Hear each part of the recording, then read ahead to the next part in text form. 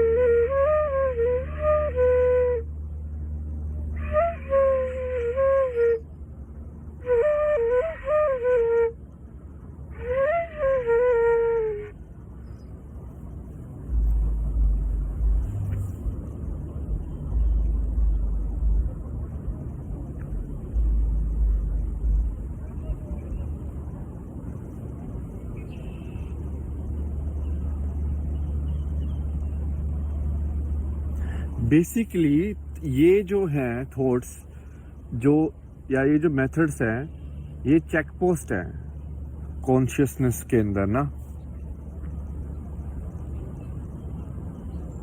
जैसे मंत्र या बांसुरी, जिसमें तुम उस अवेयरनेस में रहते हो, अवेयरनेस में ज्यादा रह पाते हो।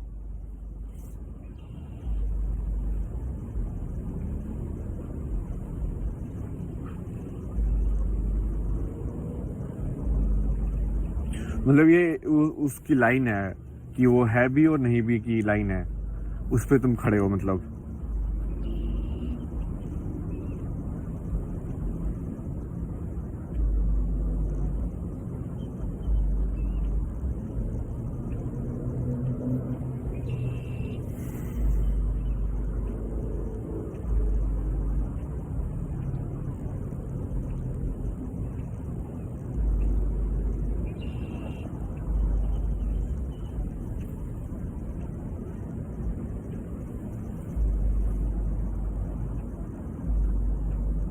मतलब कि तुम ये पूरी प्रकृति को, जैसे सनसेट है तो उसको सनसेट की तरह भी देख ही रहे हो, ऐसा नहीं है कि सनसेट भी नहीं देख रहे हो,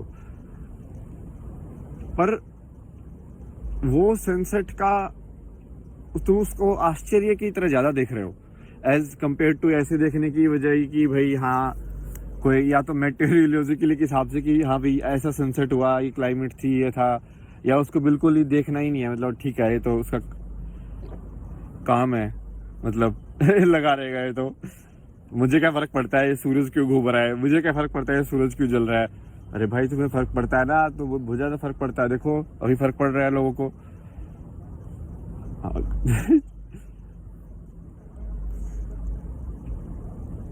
ना जानने और जानने की बीच की जो लाइन है ना,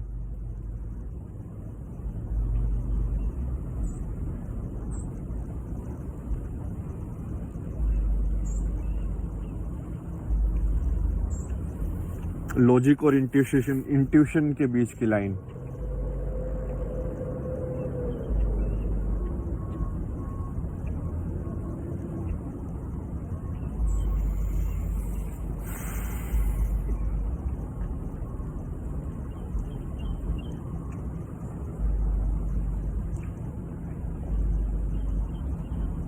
तुमको मैं गेम समझाता हूँ, देखो कैसे है।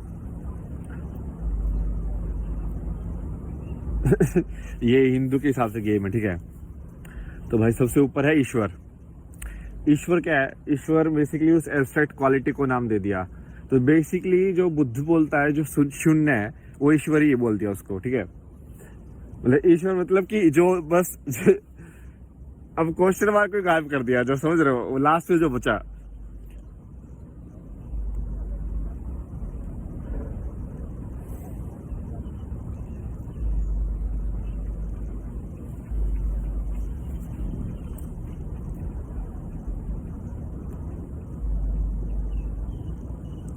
फिर उसके ऊपर फिर उसने ऐसे हायरार्की के अंदर आता है कि जैसे विष्णु को आता है, फिर बोलते कि विष्णु है,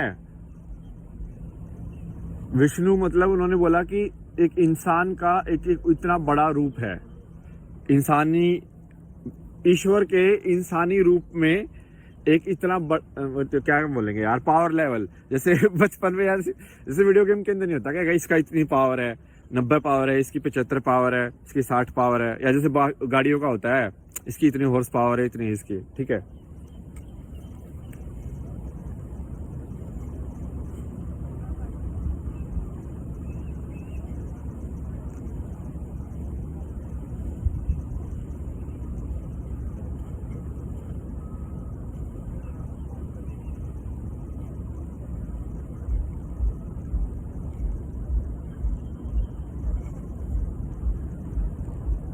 इस मनी की भी पावर है, मनी को भी हम ऐसे मानते हैं ना, उसके पास इतना ज़्यादा है तो उसको तुम उसको यही मानते हो ना कि पावर लेवल है, बटुए का लेवल तुम्हारा किसका कितना भारी है।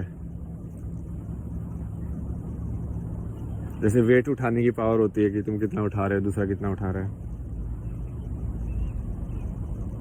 तो ये इस वाली इंसान का ये माना गया कि सबसे बड़ा जो रूप है, ठीक है। तो वेद के अंदर भी यदि इसका इक्विवेलेंट देखा जाए तो ईश्वर क्या है, ईश्वर वो है उसको जो उसको ब्रह्मण बोला गया है, ब्रह्मण कि बस वो है, बस भाई मतलब क्वेश्चन आगे पूछना ही नहीं उसके अलावा, बस वो इतना ज्यादा, मतलब एक्चुअली वो जैसे कि हम कभी पेड़ बनकर नहीं समझ पाएंगे कि हम पेड़ है, वो वैसे ही है। तो वो जो हमारे बीच में भी है और पेड़ के अंदर भी है, वो चीज है, वो उसकी पावर लेवल उतनी है। तो हम वैसे जानते नहीं है, बट हमने ऐसे नाम दे दिया है। तो कुछ ना कुछ तो करना पड़ेगा ना। शून्य तुम बोल रहे हो तो भी कुछ ना कुछ तो बोल ही रहे हो। जैसे बुद्ध ने बोला कि वो शून्य है, फिर भी उसने कुछ ना कुछ तो बोल दिया ना। अब तो शून्य कहाँ रह गया, वो शून्य पकड़ लेंगे लोग फिर। वो शून्य भी कॉन्सेप्ट ही बन गया ना, यदि उसको तुम रिवर्स करके देखोगे तो एक्स सही में जो चीज शून्य है उसको बोलने का तरीका ये हो ही नहीं सकता है। कैसे बोलोगे जो सही में बिल्कुल जीरो है ही नहीं कुछ भी। द आवाज है, द एनर्जी है, जो कैनवस है इस पूरे यूनिवर्स का बेसिकली, जिसके ऊपर एनर्जी या बिग बैंग हुआ है, उसको क्या बोलोगे तुम? उस कैनवस को क्या बोलोगे?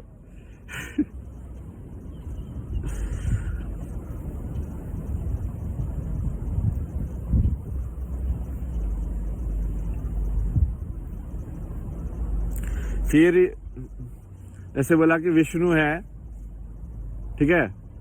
तो विष्णु बोला गया कि इंसान का सबसे ऊपर वाला जो फॉर्म हो सकता है। बेसिकली इंसान की जो सुपर पावर्स है, मतलब जैसे सबको अलग अलग चीजें दी ना, जैसे कि अपने को एक अलग टाइप का नर्वस सिस्टम ब्रेन दिया, गिलहरी को अलग दिया है सेट, लाइक मछली को अलग टाइप का दिया है कि हाँ भाई तू नीचे भी सांस ले सकती है, बट तेरे को ये दिक्कत ये देने पड़ेगा उसके बदले में।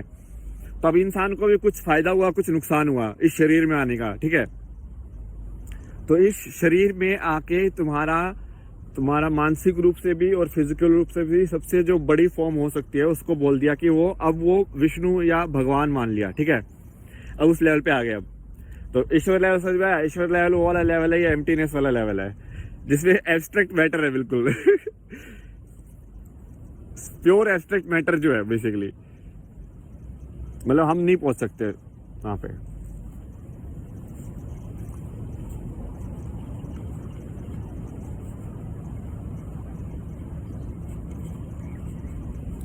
और फिर उसके बाद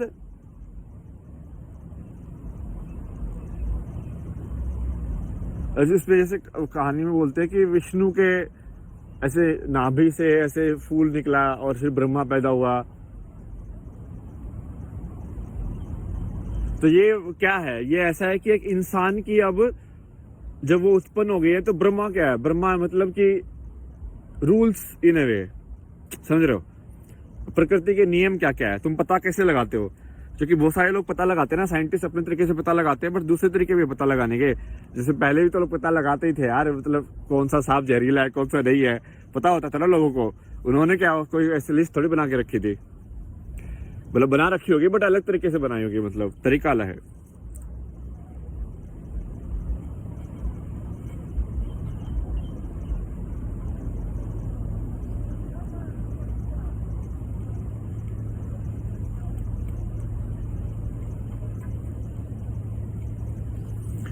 तो विष्णु थोड़ा एक्चुअली एब्स्ट्रैक्ट फॉर्म है। विष्णु में एक्चुअल वो बेसिकली इंसान की फुल पोटेंशियल को दिखाता है, वो उसका कोई ह्यूमन फॉर्म नहीं माना जाना चाहिए, क्योंकि जनरली कहानी में भी ऐसे बोलते हैं कि उसके अवतार हुए थे, ना कि वो ह्यूमन फॉर्म था, ठीक है। बट उसमें फिर बाद में ये बोला गया है कि जैसे जो महादेव है उसका स्थान, मतलब ये सारी मैं कहानी के हिसाब से बता रहा हूँ, अब मेरे को नहीं पता भाई अब कि सत्य वत्य जो भी हो, तो कहानी है, सुन लो, कहानी की तरह देख लो, जैसे महाभारत को देखते हैं कि हाँ भाई सीख लो, कुछ इससे सीखने को मिले, तो कॉन्सेप्ट देख लो लगा लगा के। तो शिव का जो कॉन्सेप्ट है, शिव का कॉन्सेप्ट है कि जो इंसान के 0 से होके 100 पे पहुंच गया, मतलब विष्णु तक पहुंच गया, समझ रहे हो, जो वहां के वो 0 से लेके विष्णु तक पहुंचने का रास्ता निकाल लिया उसने बहुत सारे, तो उसको आई थिंक शिव माना गया है, ठीक है।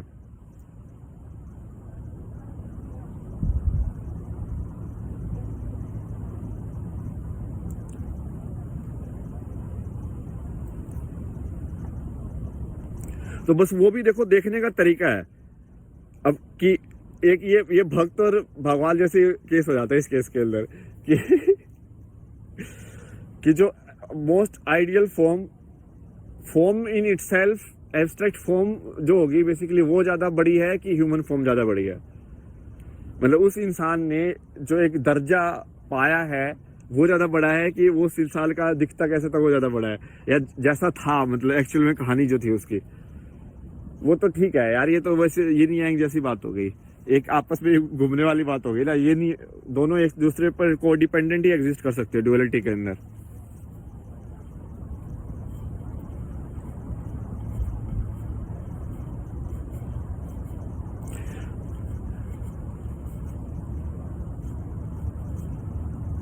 और इसमें जैसे ना, जितना मुझे कहानी लगी ना, जैसे मैंने पकड़ी कहानी, मुझे लगा कि जैसे विष्णु जो है, जैसे शिव को तुमने देखा होगा, शिव हमेशा ऐसे ध्यान में बैठा रहता है, ठीक है, सीधा ऐसे करके ऐसे ध्यान में होता है, मतलब उसको जनरली बोलते हैं कि वो पूरा बेसिकली यूनिवर्स से कनेक्शन में उस टाइम पे, ठीक है, कि उनको सब पता है कि भाई कहाँ पे क्या हो रहा है, ठीक है।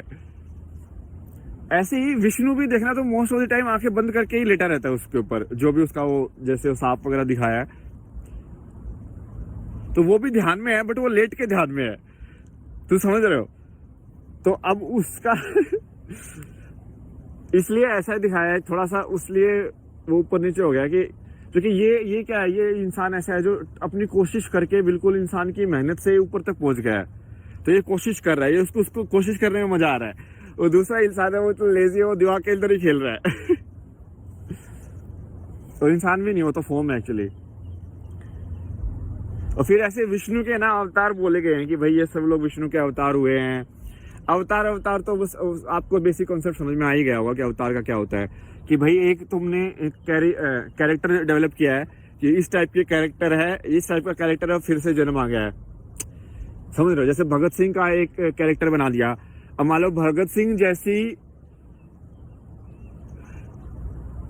क्या बोलेंगे सोच वाला कोई और इंसान आ जाएगा तो आपको भगत सिंह की याद दिलाएगा ना वो कहीं ना कहीं, तो इसको ही काइंड ऑफ ये पुनर्जन्म और ये सब भी बोल देते हैं, और ये सब सोल का जो चक्कर है वो ऐसे ही है थोड़ा।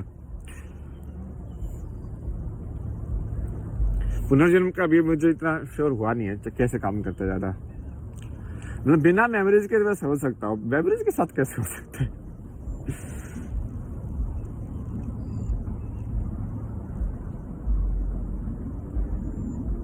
या तो वो पुनर्जन्म एक बार जैसे मुझे समझ में आया था, वो ऐसे आया था कि जैसे ये बुद्धिस्ट लोग बोलते हैं ना कि जैसे वो क्लाउड है, वो हर सेकंड मर रहा है और हर सेकंड फिर से जन्म ले रहा है, लेकिन अपने हिंदू में यही बोलते हैं कि ये यूनिवर्स कॉन्स्टेंटली मर रही है और जी रही है। यदि मैं उसके हिसाब से देखूँ तो मैं हर नई मोमेंट में मेरा पुनर्जन्म हो रहा है, हर सेकंड में मैं फिर से जन्म ले रहा हूँ, फिर से जन्म ले रहा हूँ, फिर से जन्म ले रहा हूँ, ऐसे।